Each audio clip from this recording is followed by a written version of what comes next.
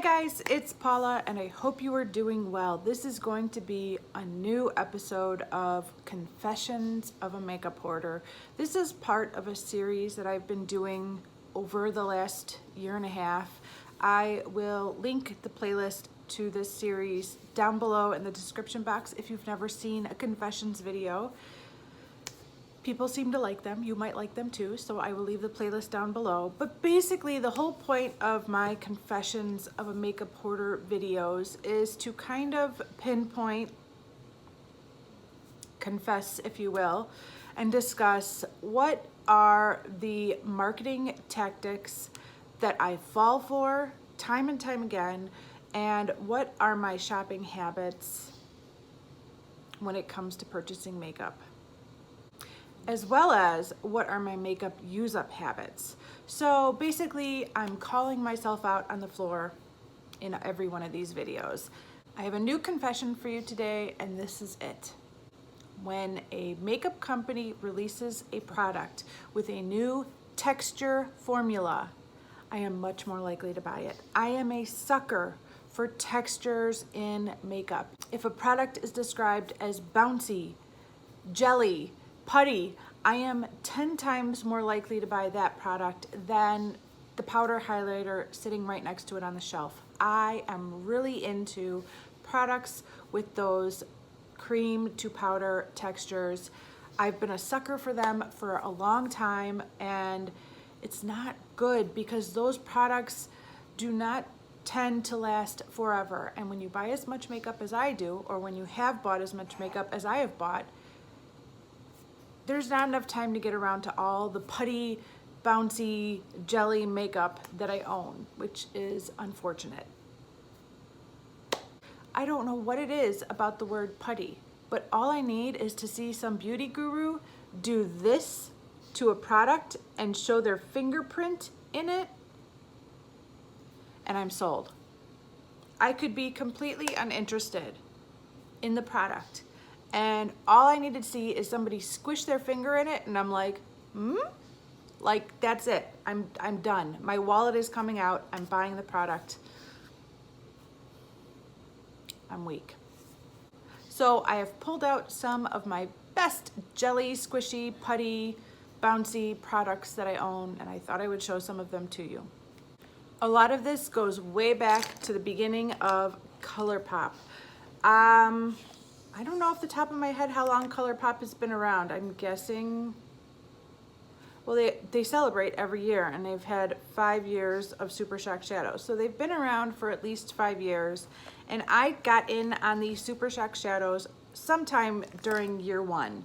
So some of these are 5 years old, and they've basically gone from this amazing squishy bouncy formula to dust. And if you don't know, I have 71 of these. 71 Super Shock Shadows, all varying ages and states. Some of them are still surprisingly bouncy, but most of these have lost their bounce at some point, and the magic is gone, and now it's up to me to decide, do I want to try and rehydrate them with oils? Do I want to just use them as a powder, or do I just toss them and move on with my life because I bought too many and they went bad? Okay, up next are my Maybelline Dream Bouncy Blushes. I thought these were the coolest things ever, so I bought every color they make. This bright one right here is called Hot Tamale, and this very deep plum shade is called Plum Wine.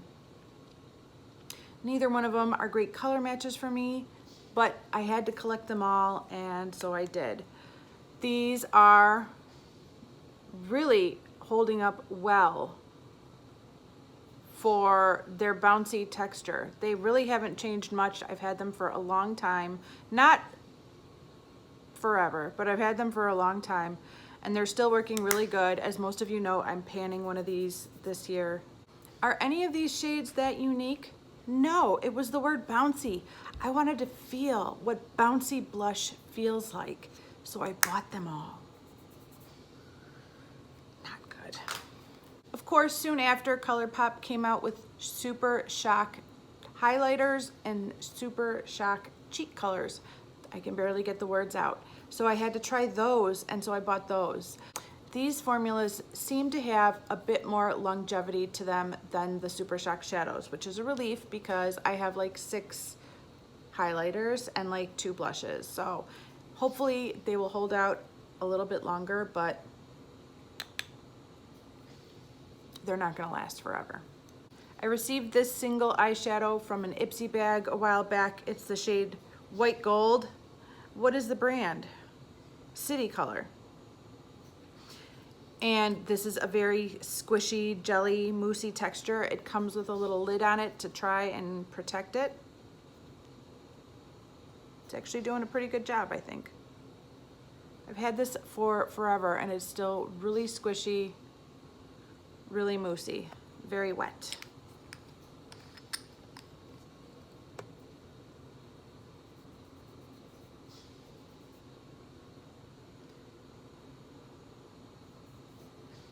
A while back, I fell for these Butter London Glazin eyeglasses. I think I have 2 of the full size and a set of 4 minis from a holiday set. Oh my gosh, Glazin Jelly Formula eyeshadows? Yes, I want it. These don't have as nice of a protective lid though, so I gotta watch out for these. Luckily, this one still feels nice and slimy, so that's good. I've probably only used it twice. There it is right there. My e.l.f. Long Lasting Lustrous Eyeshadow in Soiree was kind of marketed as a moussey formula. I probably saw Emily Noel squish her fingers into it and I had to buy it. I love this product. I love it so much, but I think I bought it more for the texture than the color. Some of the more recent products I have fallen for are this Catrice eyeshadow that's in my Project 10 Uses.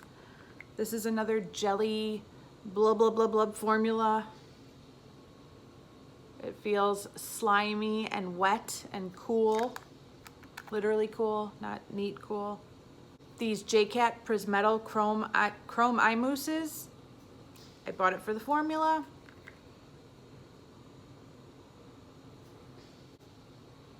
There it is right there in the center. That is kind of amazing looking. I still haven't put it on my eyes, but I just rolled this into Project 10 Uses and I cannot wait. My e.l.f. Aqua Beauty eyeshadows, these were kind of described as a wet feeling eyeshadow. It's all I needed to hear. And they are. I had to feel it though. They do feel kind of like a creamy, wet eyeshadow. And of course, my Stila highlighters. I wanted these so bad because they were described as putty. Putty, I want to put putty all over my face. So I bought 4 when they were half off at Ulta. I have Kitten, Luminescence, Transcendence, and Opulence. I suppose the real question is this new formula, this formula described as putty, jelly, bouncy, better than the powder formula? I don't know. I think in some cases it isn't, but in many cases it is. So then there's that to think about too, is you do get a different, possibly better formula because of this different texture. But yeah, I am a total sucker for putty, jelly, bouncy, creamy, Super Shock formulas, and I fall for it every time. I know I'm not the only one. I know some of you guys fall for it too. So if you are a sucker for this type of formula, sound off down below and we could talk about it and commiserate with each other, because there is something so cool about feeling your makeup and getting that experience. It's like a sensory experience to touch it and get that nice feeling. It feels good, especially for somebody like me who tends to apply the majority of their makeup with their hands. I like the way it feels, and when it feels nice, I want to use it more often. All right, guys, that is my confession for today. Let me know what your confession is, if you are a sucker for the different textured makeup that seems to be more and more popular in the last couple years than ever before. Makeup technology is so cool. It is so cool to see what they come out with next, how the formulas change, how the textures change, and how they can make makeup better because of it. What can I say? I'm a makeup junkie. I just love it. All right, guys, that is it for this video. Thank you so much for watching, and I will see you in the next one. Bye.